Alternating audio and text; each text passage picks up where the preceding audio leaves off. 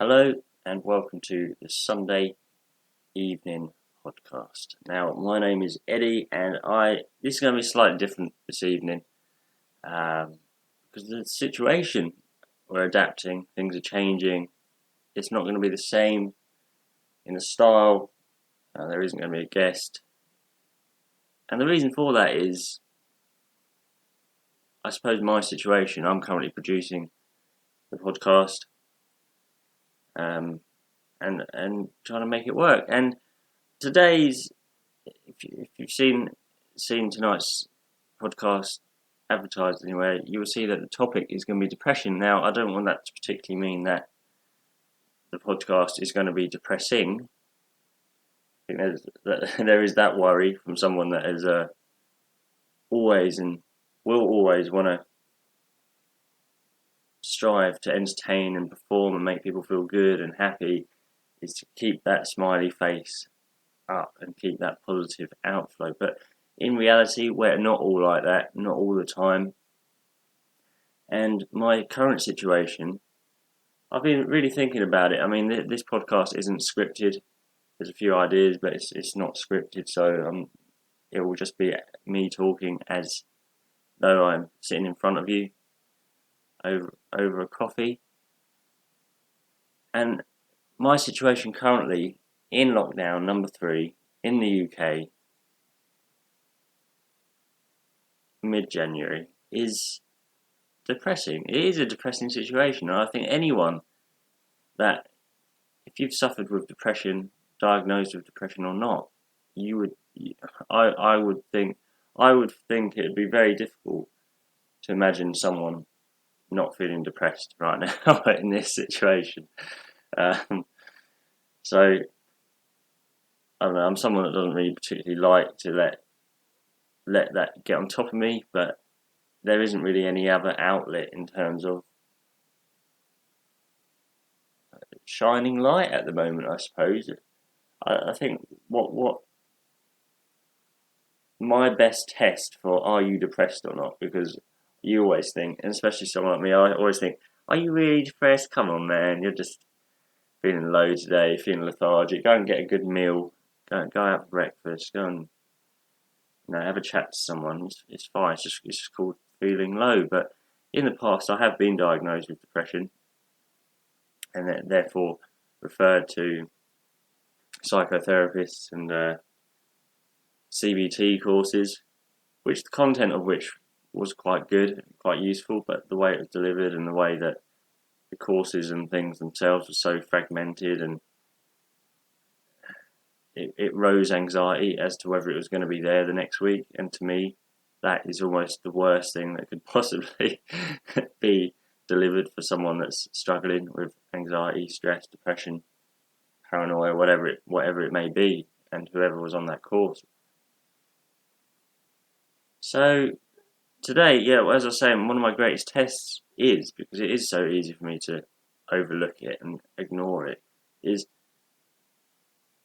the motivation first thing in the morning, in bed. You wake up and you think, I suppose on a normal day you've got a plan at, say, 10 o'clock, you're going to go out, meet someone. You get up at whatever time. It might be a bit of a struggle, just because getting up is quite a bit of a struggle. It's warm and cosy, and the world is not warm and cosy, anything but. It's cold, harsh, and quite attackive, I suppose. So, this morning it's been a bit of a running pattern now. You wake up in the morning, I wake up in the morning, and I think, what am I getting up for? I'm getting up to eat food, to go back to bed, to then wake up and do it again. And it gets to the point, why? What is the purpose in that? Like, it is pretty much survival at this point, it feels like. My current situation, I'll go into the details, really. I moved up to Huntingdon on my own about 3 months ago, and in Cambridgeshire, we weren't in lockdown. We were between first and second lockdown, so things were easing a little bit. You could go to cafes, you could go to coffee shops, you could meet at churches, and I had previous contacts and previous relationships with people up here from being up here for 5 months the year before.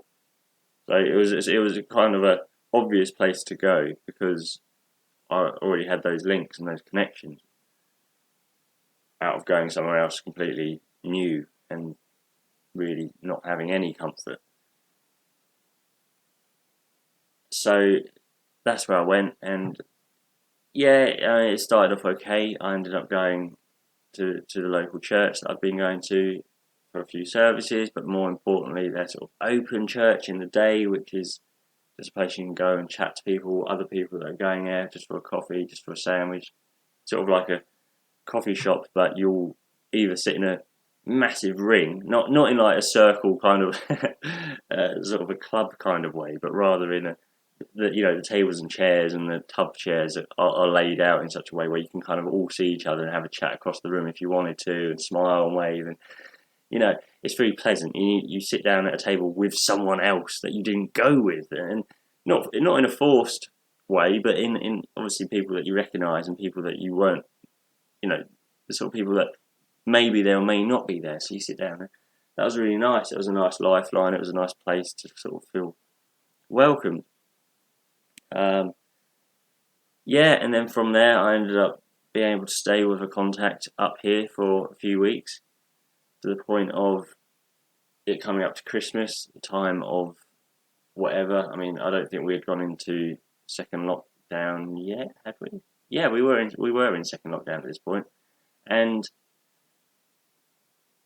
I ended up moving on somewhere else, and luckily, absolutely a huge blessing to have a property come up, very short-term rental, at a wildlife park, just because it to me it seems like an apartment that was originally let out for staff members, staff flat sort of thing. No one's in it, might as well rent it out for a little while. So luckily I've had that safe base, that comfort. The difficulty now is in third lockdown, with the restrictions having got even tougher and tougher and tougher, is firstly, this place is in the middle of nowhere, and anything is really like a 15-minute, 20-minute drive. Whereas before I was based somewhere where you wouldn't be able to walk anywhere from here. You'd have to drive. Really, there's no street lights. There's no pavements, so you need to drive somewhere. And there's nothing particularly wrong with that, but there is something nice about just being able to walk out your door and just be able to just walk, even if it's just round your street. Even if you live on a cul-de-sac, just somewhere to walk, some bit of freedom. So it feels isolated and cut off in that regard. I suppose the second reason is you can't travel really now, and the majority of people I was seeing were back home, back down. I say home, but wherever home is, but we're back nearer my original home down in Hertfordshire, and I could travel the 50 miles. I could go and have a coffee with someone. I mean, there was nothing wrong with travel, or it wasn't unnecessary travel, and it was nice to be able to go out and have a socially distanced walk with a friend or a previous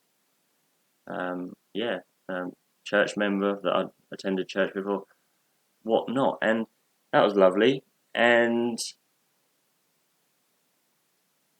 yeah, I mean, up here it's the complete opposite. It's really a case of now in lockdown you're confined to your accommodation. You're there. You go out to go shopping. You go home, and that's it. And to me, I know there's probably many types of depression, and there's clinical depression, which is long term, underlying, quite severe. It's sort of ingrained in you almost, and that's sort of pretty much what I was diagnosed with previously, because it was linked to previous traumas, previous experiences, and it pretty much runs through everything and shows itself in different ways up until a big explosion of anxiety, releasing 2 years of really severe OCD that pretty much worn off since coming up here, which has been big blessing. I know it's not completely gone, but I've been fighting it to the point of it is so suppressed it almost doesn't exist anymore. Doesn't control me as much as it used to. But there's the other type of depression that is situational depression, which is based on, a recent trauma or a change in situation, and it just ticks all the boxes, every single description of situational depression. It is totally the situation that I'm experiencing, which is change in circumstance, not seeing people, and all the rest of it. So there is that, and I just wonder whether that is almost triggered off the previous and the underlying. I've never been able to successfully finish a course in help, just for reasons outside of my control, really. I was receiving CBT at the beginning of 2019 locally, and that was really good and really progressive, and I got really. But I'd probably been going for maybe, I don't know. It felt like 6 months. It was probably less, but it felt like around six or so months. It probably wasn't. It was probably more like 8 weeks, 2 months, to be honest. And unfortunately, the lady I was seeing became ill. This is what I was told. Became ill and wasn't able to see me anymore. And maybe a gap of a month went by before I heard anything back to say, we can get you on another course with someone else. And at that point, I was absolutely drained after having opened up the floodgates to everything that had happened, everything that I was going through, the feelings, the emotions. It was like, at that point, to be able to try and do that again from scratch was just an agonising. And I know they would probably have notes passed on, but trying to connect the dots again really, really was not something I was considering. And going into 2019, I was at the point where I was doing so many shows, touring, different jobs, doing my video diary, all these sorts of things that were so, time consuming. And to have that energy on, which I felt was great, positive energy, I loved it, on top of having to now go back into this dark place and start again, it just wasn't an option. And I just folded on it, really. It was just sort of not an option at that point. But then at the end of 2019, when the OCD was getting to the peak, I would say 95% OCD level, was I did end up seeking help at the beginning of 2020 again. And that was exciting. I ended up moving back to Hertfordshire to be able to pursue that. And I did a few phone consultations that are quite serious, quite urgent, and I heard nothing back. And I thought, okay, the pandemic's just occurred. We've just gone into lockdown for the first time. Everything's up in the air. NHS doesn't know what it's doing at the moment. Well, it does, but you know what I mean, as in who to allocate what time to who needs it the most. Is there emergency calls? Let's just go with the flow, let's adapt. And I just felt like, I don't know, I personally always put myself in a lower kind of need category, and just thought, okay, they're probably, focusing on people that are really desperate right now, really in crisis right now. And really, I suppose people I could have spoken to would have said, you're in that category, but you don't think that. I don't think that. I'll speak for myself. I didn't think that. And you let the months went by and went by and went by and went by, and it might have been 9-10 months before I sort of thought, this is a bit weird now, I'm going to get in touch. And I got in touch with them, and they told me that I was discharged within like a month of my first original call. And that they'd notified me. And I can assure you that I wasn't notified. No missed calls, no letters through. No, the doctors weren't sending anything across. Nothing. No, there was no notification of that. I just sat there thinking, it's like I just can't get any form of help. And I mean, then I kind of moved back up to Huntingdon and saw the OCD really declining again, massively decreased, almost night and day, overnight. And I thought, oh, that's that sorted. there's nothing to be depressed about. There's obviously stress, and you're going to have low days. Everyone has low days naturally. You're not a machine. But I was coping, and I was doing everything I could, trying to meet as many people as I could, trying to see as many people as I could, going into new employment, trying to join things, be a part of things, integrate into the community in what felt like a very short window of opportunity, like with the unknown future coming. So things like upcoming lockdowns again and restrictions and not knowing what's going to happen, and if this was before there was even mention of a successful vaccine. So I was really trying to run around like crazy guy, trying to do as many things I could and see as many people as I could and trying to be a part of as many things as I could. And somehow it feels as though none of it bore any fruit. And that has been really, really disheartening. Because, I mean, I've always said Sunday evening is a place of openness, being truthful. And when I've had guests, and we've had guests before, they've always been so cut, absolutely on to the absolutely the I'm trying to think of the perfect, totally raw, unfiltered, and I've been so impressed and so admiring of those people that have shared really quite personal stories. So I will be honest as well. I'm trying to be as honest as I can. It's really weird coming from a place of illusion and magic, which a lot of it was its performance and theatre, which is fantastic. But as on a human, personal level, that is not fantastic. And to be able to, going into truths isn't always easy because I feel like truths aren't particularly positive, and I hate exuding non-positivity. It's just horrible. It's horrible. It's just I don't know. I don't know how to compare it to anything really. It's sort of like tipping tipping a bucket of mud over someone in like a white suit. It just feels horrible. Anyway, like I said, this isn't going to be a depressing podcast, but rather just a self up-to-date testimony. I might end up doing in the weeks to come or the months to come or sometime this year my full story. It'd be lovely to share that as someone that's pushing and someone that's representing Sunday evening, to have a story behind the name, behind the face, and just become even more connected with you all, because that's the whole point in Sunday evening, is connection and unity.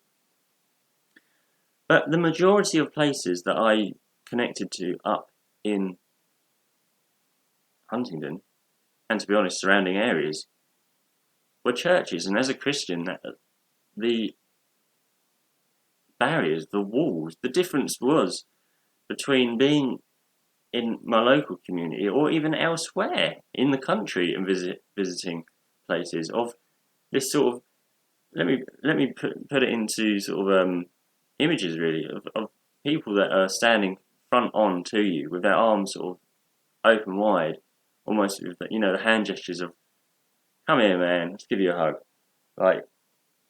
And I loved that, and I loved replicating that, and I loved knowing that is, to me, a big part of what Christianity is. And what I hate the word Christianity now, because I really truly feel like Christianity isn't a great representation of what the Bible actually teaches anymore.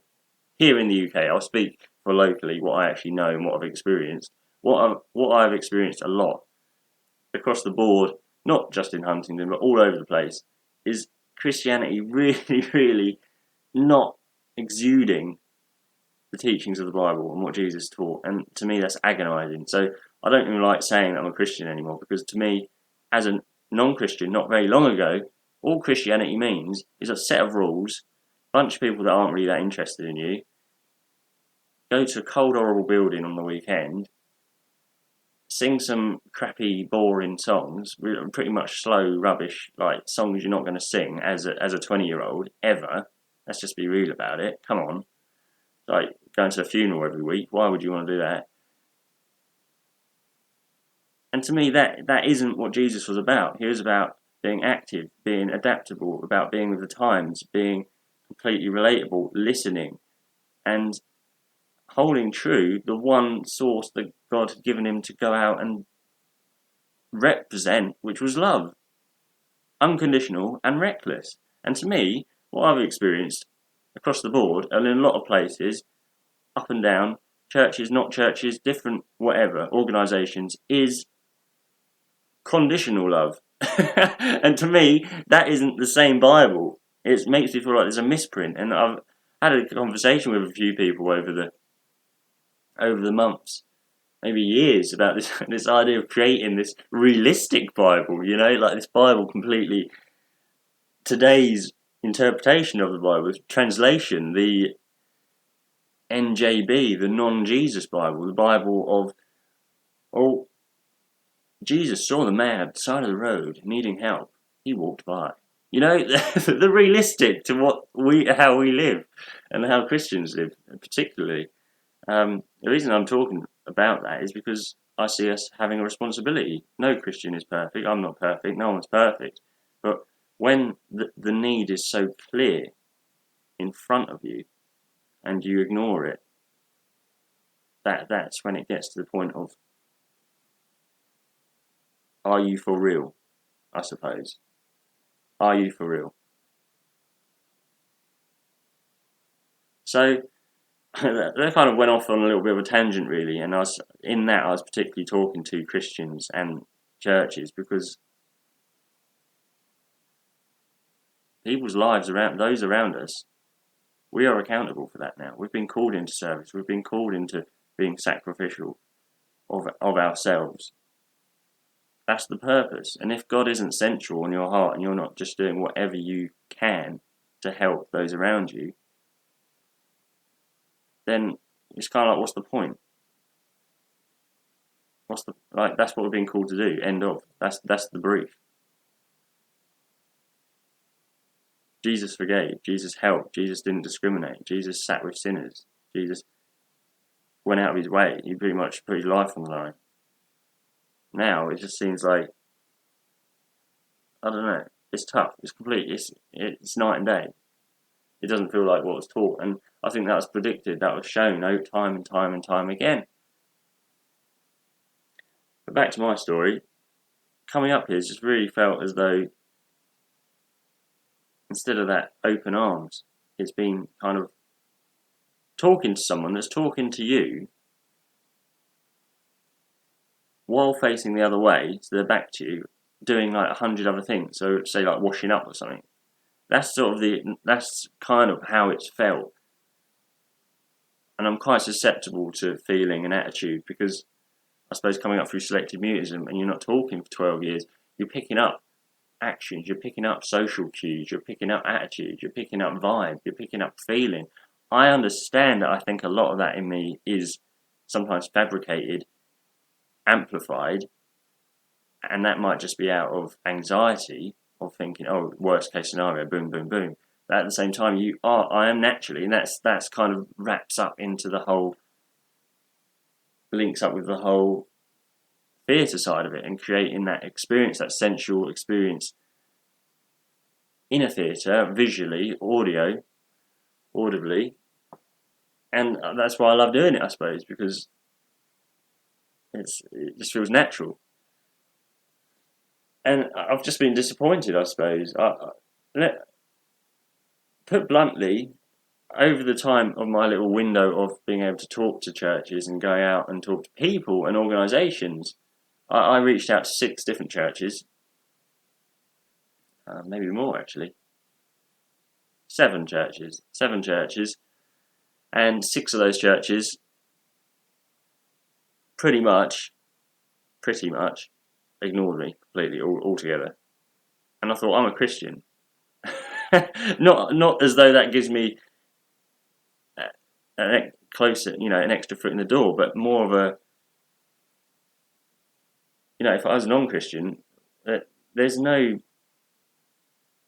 how is there any sort of sense of surprise that I wouldn't want to be a part of this? I'm going to Wetherspoons and they're more welcoming. I'm not saying that's a bad thing. I'm I was not a Christian 5 years ago, so that's why I'm so much closer to what I haven't learned, I suppose. I remember very clearly, I haven't gone 40 years, I suppose, since I was a non-Christian, and I've been so embedded into the Christian culture that I've forgotten what I once felt. I think because I'm much closer, it's easier for me to flip back and forth in mindset, I suppose. I can see that walking into this alien building is not cool. It's not fun. As a Christian, walking into a church that I've not been into before is not fun. Walking into an office that I've not been in before is not fun. Even walking into a supermarket that you've not been in before is not fun, because where the heck is the suit? where is the item which you would know in your normal supermarket? You don't. Nothing unusual or out of the norm or uncomfortable is fun, is it? Realistically, it raises a little bit of anxiety. I know people have different levels of that, so some people will be super anxious about undiscovered or about a unknown venture, and others will be less so because they're like, I don't care, I'll just go in, I'll ask someone, da da da da da da. But it's still extra energy. You know what I mean? It's extra energy going into something new or going into a new job. You've got to learn it all again, or you've got to learn the way someone else does it. You've got to learn something else and something else, something else. And my biggest argument with the church, especially, is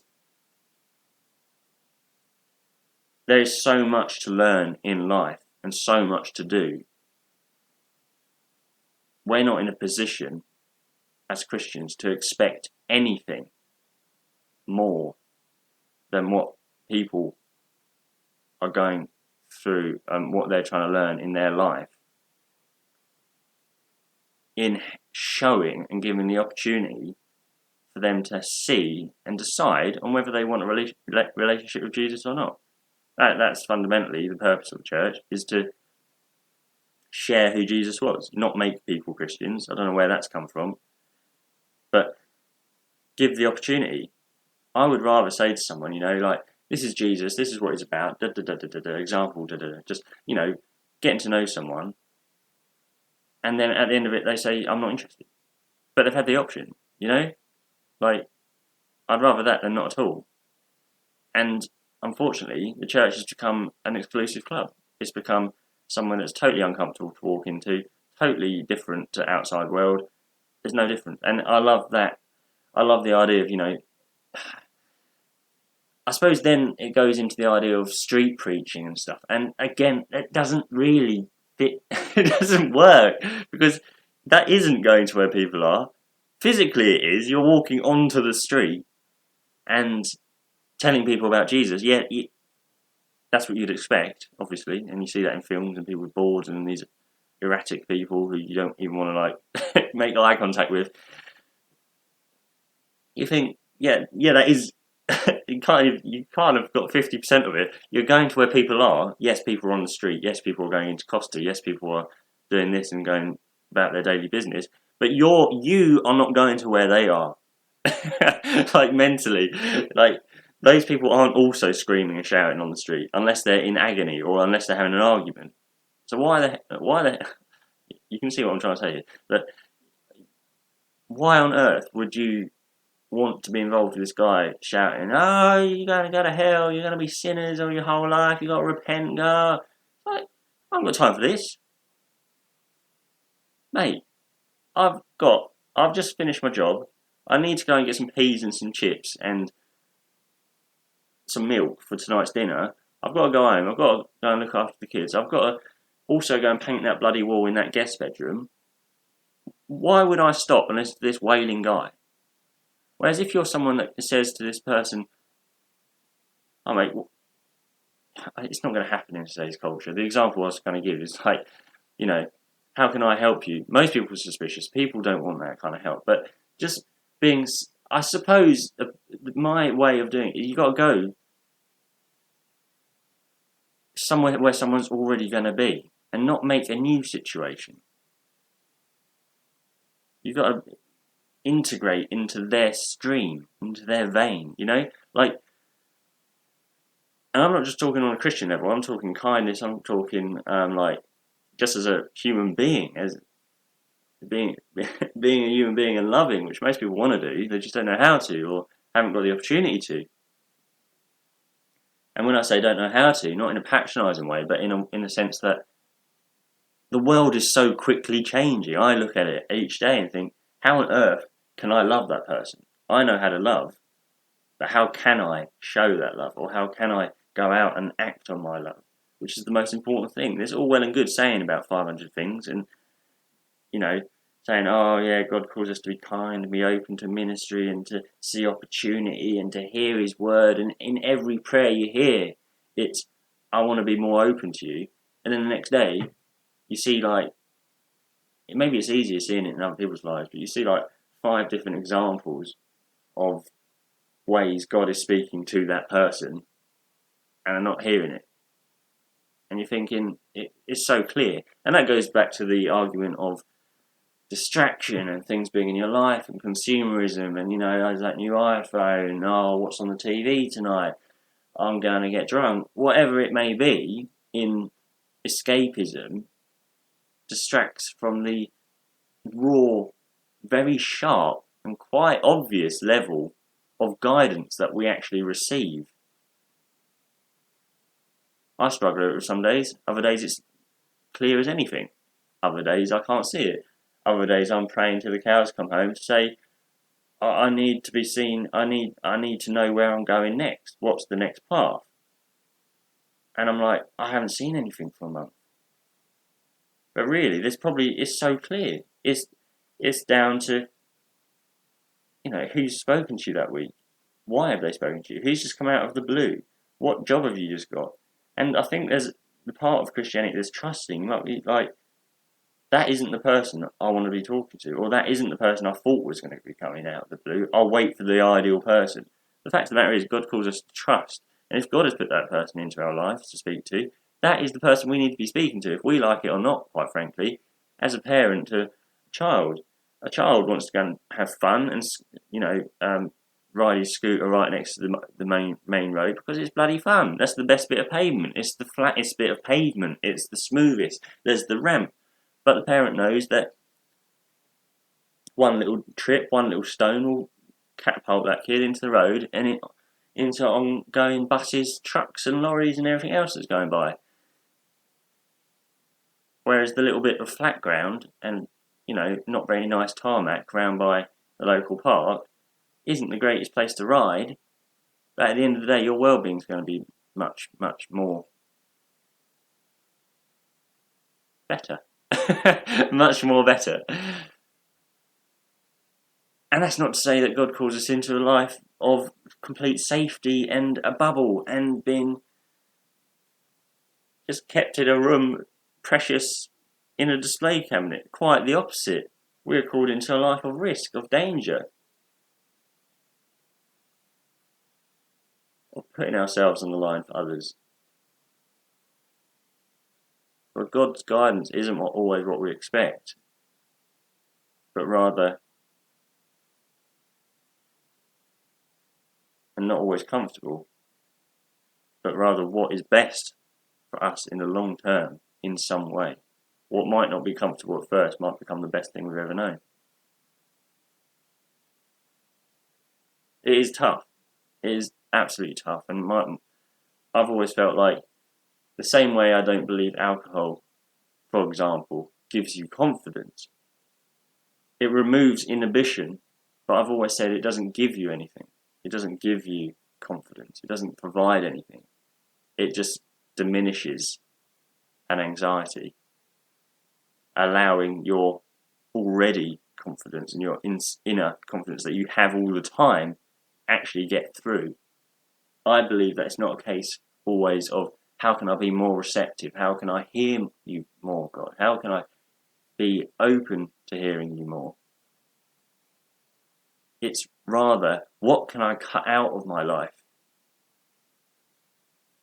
to make you clearer? What hedges do I need to cut down? What walls do I need to knock down? And I think experiencing that firsthand of not only in my position now, where I feel like I pretty much have a roof over my head and food, which is more than most people have in the world, but compared to what I have had of constant duty or constant. I mean, as a Christian, your duty never goes to be loving and kind and helping people, but having that constant responsibility, I need to be here now, I need to be here now, I need to be here now, I've got to get this done, I've got to call this person up, I've got to get that done, my car's failing, that needs that done, that needs doing. All that program's on tonight, that's happening, that phone. At the end of the day, God, I didn't hear you. Or when did you make time for that? When did you make time to hear him? But the thing is, God is very, very good at being clear through our messy, confusing, difficult lives. And still, we end up not hearing him, or sometimes not hearing him for a long, long time, and then saying our prayers haven't been answered. Which is unfair, because they have been answered, but you haven't been there to receive them. We expect this hand to come down right in front of us with this serving plate, with our answer right on it, into our lives, into our lounge, into our bedroom, onto our bed, wherever we may be sitting, standing, driving, in front of us, and it isn't going to ever be delivered like that. Because it's too easy. It's too easy in that it would make us lazy, it would make us ungrateful, it would make us not human, I suppose. God gives us our gifts in the most beautiful, exciting ways, that you would want to give your greatest loved one a gift, a present, a surprise that is so meaningful to them. You know, that dream, go to Australia for their entire life. Like, there's no way we can afford that. No way you can do that. And you've saved up every penny over 10 years and you give it to them. And that is the greatest joy, giving that gift to your greatest loved one. And that's the Christian life. It's going around your day-to-day life, giving people, you may know or not, the greatest gift you can. In love. Society doesn't make that easier. Society's built us up and teaching us to be skeptical, to be closed off, to be suspicious of everyone.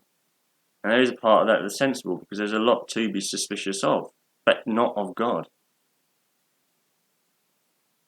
And that's sad, because you do go around, and when someone says, hey, can I take your shopping for you, or can I do this, or in fact, you want me to help you with this, or hey, I'll help pick your pushchair up and get it onto the bus. A lot of people, no, I'm fine.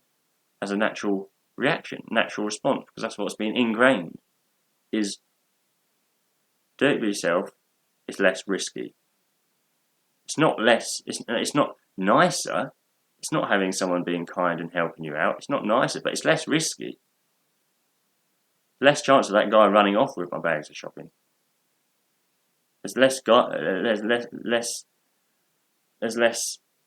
options of that person wanting something in exchange once they've brought my pushchair onto the bus. I was in Rome a few years ago, and I was such a naive person. I was so naive. Like, it was one of my first real big abroad adventures, I suppose, on my own with a friend. And this guy comes along, is it Hakuna Matata from The Lion King? He's like, this guy clearly very very African. He come along saying that, and we've got. What a lovely day it is, speaking English in Rome, so like it's almost the immediate link. Oh, how you doing? Shaking your hand, yeah, da da da da da. Oh, it's a lovely time. Hey, I made these bracelets, and he's literally like really, it's like the opposite to pickpocketing. Rather than taking something from you, putting something on you. And they got this really clever way of putting these bracelets on your arm very quickly, almost with one hand. Very, very, very skillful in its way. Unfortunately, not particularly with good intentions. And then you're like, oh, thank you very much. He's like, oh, I handmade these at home. And I was like, oh man, it's cool. And as a Christian, I'll be like so open and so enjoying these moments of real connection in a place where everyone's looking down at the ground or on their phone. You're like, oh man, real connection. Yeah. How you doing, mate? Because that's what you've learned as a Christian as well. It's like you want to be open, you want to have a chat with people that you wouldn't otherwise, being the one to spark good times, good vibes, good feelings, good love. So you're being responsive to it. So yeah, oh. And then it's suddenly boom. Like my wife's struggling with a kid. I need money for this bracelet. And you're like, yeah, cool. Oh, yeah, fine, whatever. Here's it's like €1. Here's €2. I mean, I can give you what I've got. I mean, I've got to go and get dinner later on as well. So, I'm traveling as well. I've just got this unlimited bank account. So here's some money. It's like, no, that's not enough. I need like €10. I need it. And they're like up in your face, and you're literally backing you up against a fence. Like, come on, man, we need money. Give me money. Oh, your mate's just got a bracelet as well. Give me the money for his as well. Doing. And you're trying to remove this bracelet off your hand, and it's not coming off. And you're like, crap. I'm like handcuffed to this ludicrous situation. And yet, all you can do, the only way to get out of that situation when you've got like a guy towering over you, in this case it was, is just give him money, get him out your face. That's all you can do. And it makes you want to next time lie. I've got no cash. I've got no time. I don't want to talk to you. Your story's a lie. And that builds up your suspicion. You're going to get that in all walks of life. You're going to get people that con you. It happens all the time, and I've experienced it a lot with big sums of money, with little sums of money, and it's agonising. It's got to the point where like money isn't the end all for me in terms of it's not what makes me happy or not. It's just it makes you the worst part about it is the deceit and is the lie and being tricked and people building your trust up to break it almost immediately is what hurts more than losing £300, £1,000, whatever it may be. That's what sticks with you afterwards. You can earn that money again if you're in a position to do so, but you could potentially earn that money again, or you could ask someone, your mate, can I borrow 50 quid? I've just been robbed. But unfortunately, I think as a Christian, you're going to continuously come up against those scenarios because being able to help 9 people who are fully loving and trusting, there's always going to be that one person who's going to take advantage of you. Now, this is kind of really gone off the track of my original topic of depression somewhat, but I was just trying to talk in a way that naturally progresses and is kind of putting you into, I don't know, allowing me to share my experiences, what I've learned, and going back to that idea of I just feel totally let down coming up here. And I think my expectation was too high. I think my idea of what churches were was wrong, fundamentally.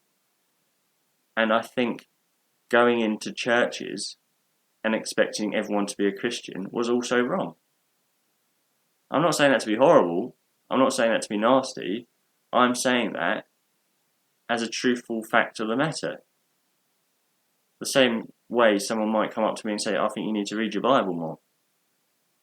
Like, as a Christian, you could be offended. You'd be like, oh, crap, man, I'm Christian. I read my Bible once a year. That's enough.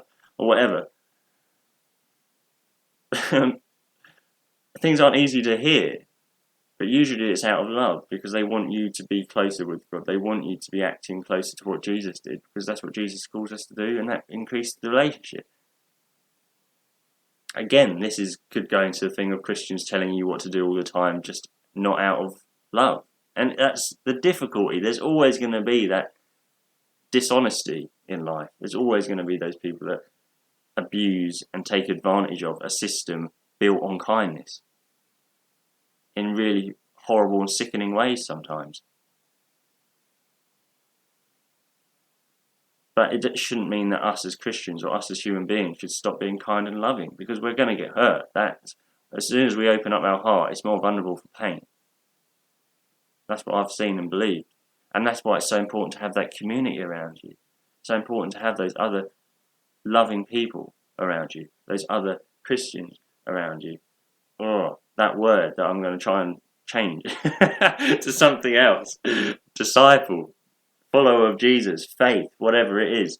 Like, I want to make it, I want to talk about faith in God as something that isn't this religion it's become, but rather something what it purely really is and what Jesus teaches. I don't care if I stand on my own saying that. I mean, to me, that's my belief. That's what I've learned. That's what I've read about. That's what I've heard. That's what I've heard God speaking and seeing. I'm not going to be now be totally believing in trying to help everyone and give great advice and stuff, and then the next minute say, "Oh, actually, I feel like I might upset 10 people by also saying what I also believe about God and Jesus."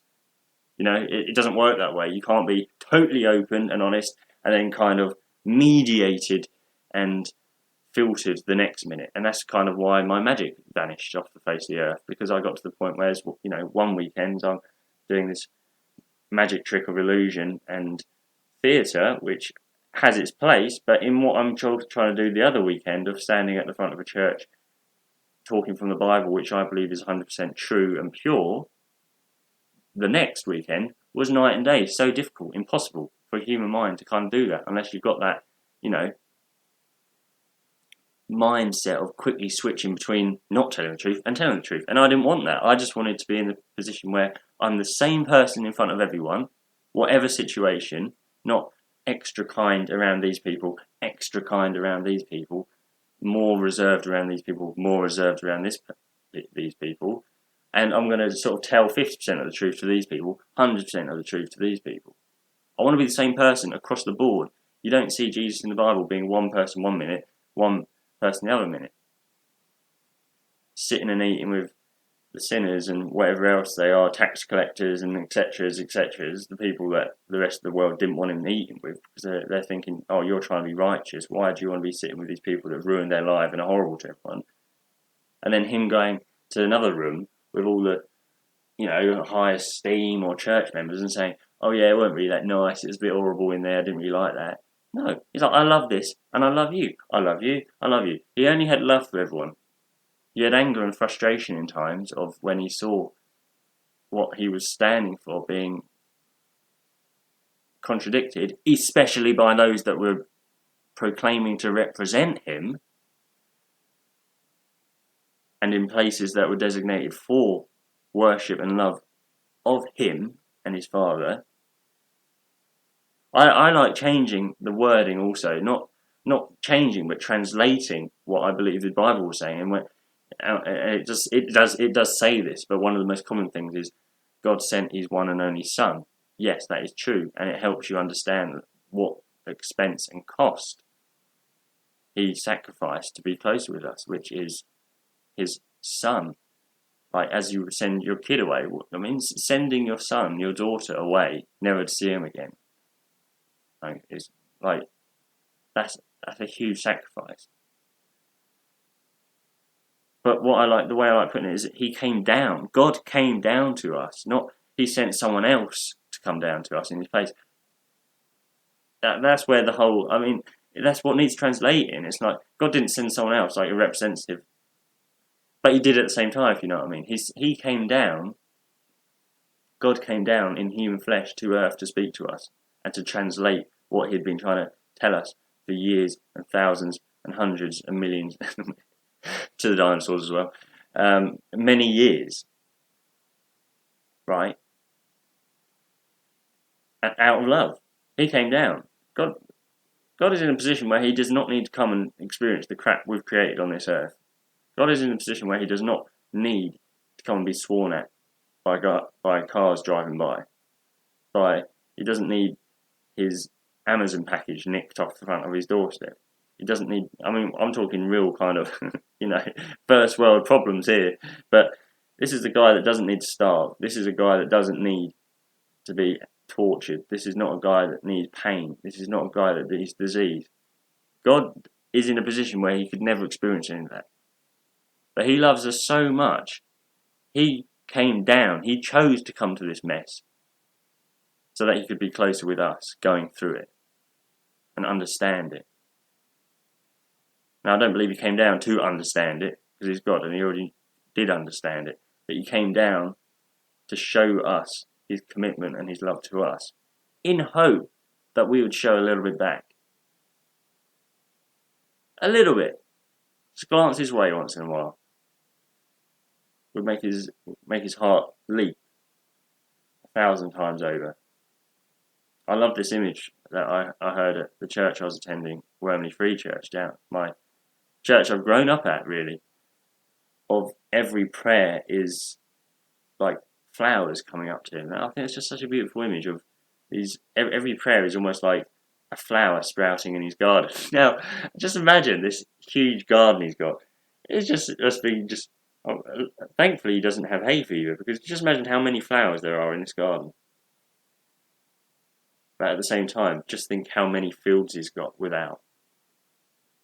Waiting for your prayer. Waiting for their prayer. Waiting for your parents' prayer. Your son, your daughter's prayer. Your brother, your sister's. Now, God can keep knocking on their door. God came down so significantly that we talk about this guy 2,000 years later. Honestly, it's very easy not to talk about someone after a year. I mean, seriously, yeah, very easy to forget about people in this day and age. This quick-paced, fast world. 2,000 years later, we're still talking about him. Now, as I was saying before, I think a lot of it has been edited rather than translated. I want to find sources, I want to find people, I want to find friends that have a heart to want to translate what the Bible was about instead of edit it to fit a worldly or human created entity, which isn't what it's about, which isn't what faith is about. And I mean, if you're a non-Christian listening to this, first of all, incredible for lasting this long, because trust me, this is a bit intense and like really quite boring if it's not something you're interested in or passionate about or even want to consider God. Like, if you're this far, thank you very, very much. If you're a Christian, good, you should be here. You have proven your patience. No.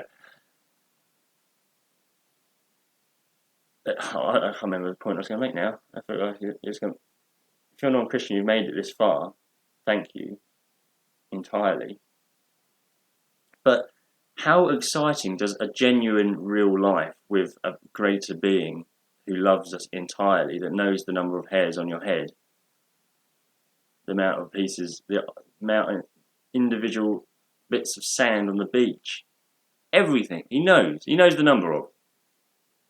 He knows what you've gone through, he knows every word you've said, everything you've done, and loves you. Every single person. And those people thinking out there, God would never love me, that's the point, he does. Quite categorically. You don't need to read the Bible to know that.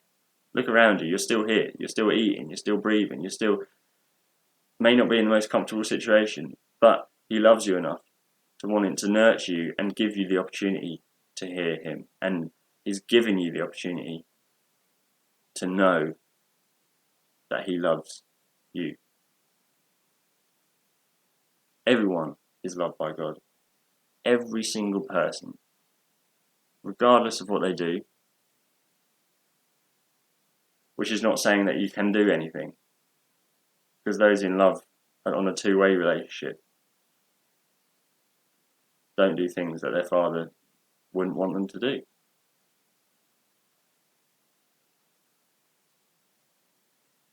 That's a different subject going into, you know, that's a big question you'd ask, and you'd hear, like, how can God love mass murderers and abusers and, you know, people who created incredible war crimes? How can God love those people? And that's a different topic that I'm not going to go into right now. But the same as a parent and a son, you can never not love them. But it doesn't mean that you accept their actions. It doesn't mean that you won't condone them and make them pay the price for it. All God wants is a relationship. And how exciting is the idea of a real, huge, big entity greater than ourselves up there that loves us, has got our back. And this incredible story of him coming down to us, speaking to us, and loving us through Jesus,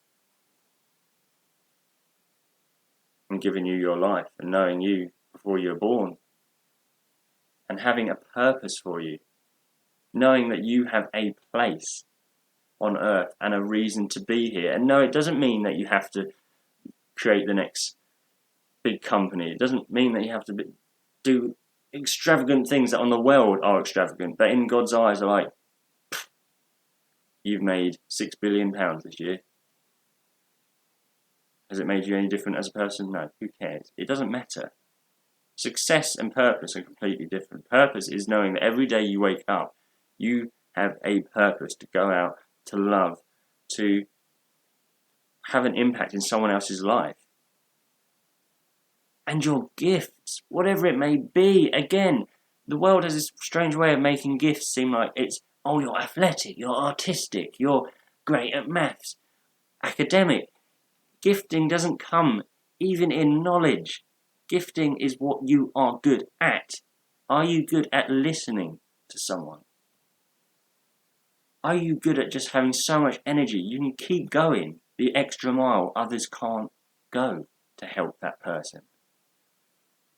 Going the extra mile.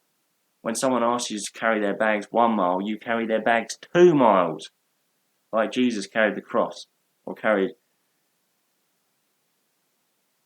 the Romans' items, rather. I'm getting a bit mixed up there, I think.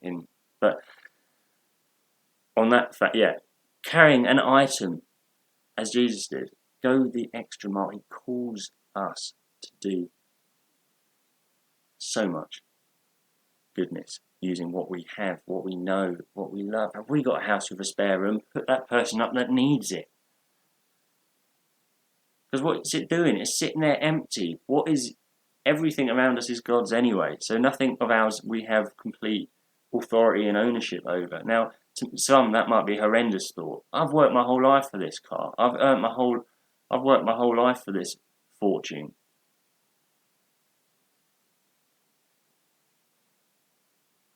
But as I said, back to what I was saying earlier, how much joy do you get in giving that person you love what they want the most, or what would make them happy, or what would make their eyes light up? And you can do that in so much. You don't have to have a big paycheck. You don't have to have loads and loads of time. You don't have to have any of this. Actually, I'm going to go back on that. You do need loads of time. Jesus doesn't call us to be qualified. Jesus calls us to be available. And sometimes all people need is for you to be available. For you to say hello. For someone to say, I'm here. For someone to say, I'm listening to you. Not, oh, I've got someone's contact you can get in touch with. Or, here's a course you can do. Or, why don't you go and seek help? Or, here's some dinner, get lost. Forget it all. Jesus just calls us to be there, in the moment, present with those around us. Now, just talking and feeling God's presence in this moment now has helped me, even so with my situation I was explaining an hour ago. Wake up with purpose. Wake up knowing you're loved. Regardless of what's around you. People, others in fellowship and a relationship with God are a nice thing. You're not always going to have that. Throughout your life, 1 minute you might be with people, next minute you might not. Those going into hospital and can't see their family members because they've got COVID, they're pretty much almost imprisoned the other way around. Their relatives are in the prison and they're free to be able to see other people and do other things. Or vice versa. But I hope that those that are in that situation know that they're not alone. And neither are you, neither am I. God is there always, waiting to speak to us, to love us. And I just hope that if you want to know any more or hear any more, you reach out to me or you reach out to someone you know that is in a relationship with God and Jesus. Thanks so much for listening. Amen.